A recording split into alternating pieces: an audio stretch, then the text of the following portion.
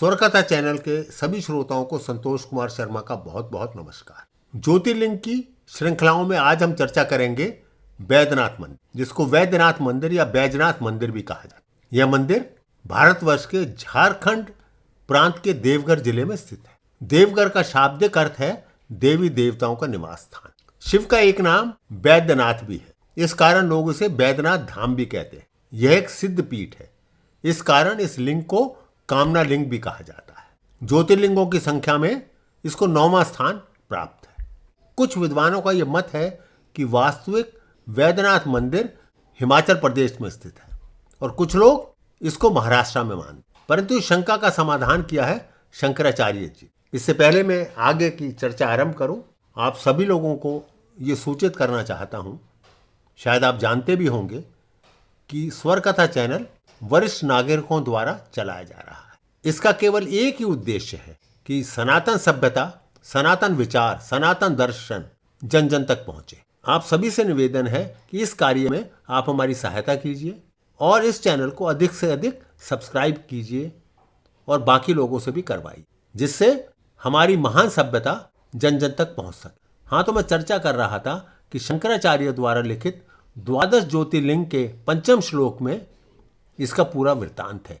इस श्लोक के अनुसार जो पूर्वोत्तर दिशा में चिता भूमि यानी कि बैद्यनाथ धाम के भीतर सदा ही गिरिजा के साथ निवास करते हैं, देवता और असुर जिनके चरण कमलों की आराधना करते हैं, उन श्री वैद्यनाथ को मैं प्रणाम करता हूँ। इस प्रकार श्री शंकराचार्य ने स्वीकार किया है कि बैद्यनाथ ज्योतिर्लिंग भारत की पूर्व उत्तर दिशा में स्थित है। पूर्वोत्तर में देवघर झारखंड ही आता है, जिसका आदिकाल से श्री बैद्यनाथ ज्योतिर्लिंग का स्थान माना जाता है। शिव पुराण के अनुसार बैद्यनाथ धाम चिता भूमि, इसको चिता भूमि इसलिए कहा जाता है कि जब भगवान शंकर सती के शव को अपने कंधे पर रखकर इधर उधर उन्मत्त घूम रहे थे, उसी समय स्थान पर उनके हृदय का भाग गिरा। भगवान शंकर ने सती के उस हृदय के भाग का दाह संस्कार किया, जिसके कारण इसका नाम चिता भूमि पड़ गया। क्योंकि यहाँ देवी सती का हृदय गिरा था, इसलिए एक शक्तिपीठ भी। एक और पौराणिक कथा इसके साथ जुड़ी हुई है कि रावण शिव को प्रसन्न करने के लिए हिमालय क्षेत्र में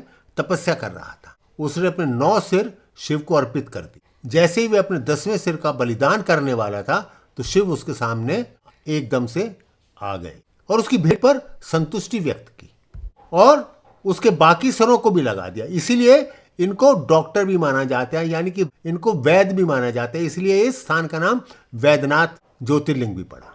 जब शिव ने उससे वरदान के लिए कहा, तो रावण ने कामना लिंग को लंका द्वीप पर ले जाने को कहा और शिव को कैलाश से लंका ले जाने की इच्छा व्यक्त। शिव रावण के अनुरोध पर सहमत हो गए, परंतु उन्होंने एक शर्त रखी। उन्होंने कहा कि यदि लिंगम को रास्ते में रखा गया तो यह देवता का स्थायी निवास बन जाएगा और इसे कभी भी यहां से हटाया नहीं जा सकता। और यह कहकर शिव कैलाश पर्वत पर चल दिए। देवतागण चिंतित हो वो जा पहुंचे विष्णु जी के पास। विष्णु ने देवता वरुण को बुलाया और उससे कहा कि तुम आचमन के माध्यम से रावण के पेट में प्रवेश कर दो। कहा जाता है कि विष्णु ने बैजू गडरिये नाम के एक चरवाहे का रूप लिया। जब रावण सूर्य नमस्कार करने गया तो उसने चरवाहे को यह लिंग दे दिया। वरुण देव की उपस्थिति के कारण रावण को बहुत अधिक समय लग गया, क्योंकि रावण को लघु शंका लगाई। काफी देर तक रावण की प्रतीक्षा करने पर बैजू क्रोधित हो और उसने लिंगम को जमीन पर रखा। वापस लौटने पर रावण ने लिंगम को उठाने का प्रयास किया, लेकिन वह अपने प्रयास में असफल रहा। रावण यह जानकर परेशान हो गया कि यह सब भगवान विष्णु का करा धराया है। जाने से पहले उसने लिंग पर अपना अंगूठा दबाया, जिससे शिवलिंग आंशिक रूप से क्षतिग्रस्त हो। तब शिवलिंगम की ब्रह्मा, विष्णु और अन्य देवताओं ने पूजा की और वहां पर बैद्यनाथ मंदिर का निर्माण हुआ। तब से महादेव ने कामना लिंग के अवतार के रूप में देवघर में अपना निवास स्थान बना लिया। शिव पुराण के अनुसार यह मंदिर शिव और शक्ति की दिव्य एकता का प्रतीक। यदि आप मंदिर जाएं तो आप देखेंगे कि मां पार्वती मंदिर को मुख्य मंदिर के साथ विशाल लाल पवित्र धागे से बांधा गया, जो अद्वितीय है और श्रद्धा के योग्य है और शिव और शक्ति की एकता को दर्शाता है।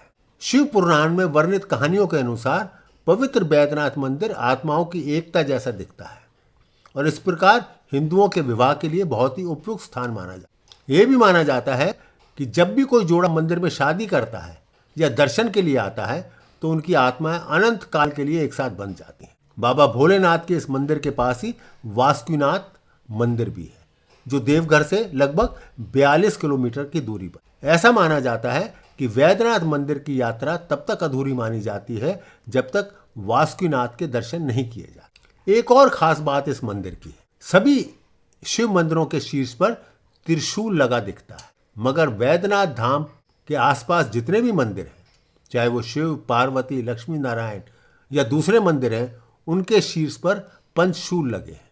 एक और कथा इस मंदिर के साथ जुड़ी हुई है कि शिव पुराण में कई ऐसे आख्यान हैं जो बताते हैं कि शिव वेदों के नाथ हैं। कहा जाता है कि शिव ने रौद्र रूप धारण करने पर अपने ससुर दक्ष का सिर त्रिशूल से अलग कर दिया। बाद में जब उनसे काफी विनती की गई तो बाबा बैद्यनाथ ने तीनों लोकों में उनका मुंड खोजा, परंतु वो नहीं मिला।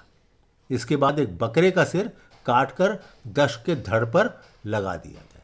इसी के चलते चलते ये भी कहा जाता है कि दक्ष बकरे की ध्वनि से बै बै के उच्चारण से महादेव की पूजा कर।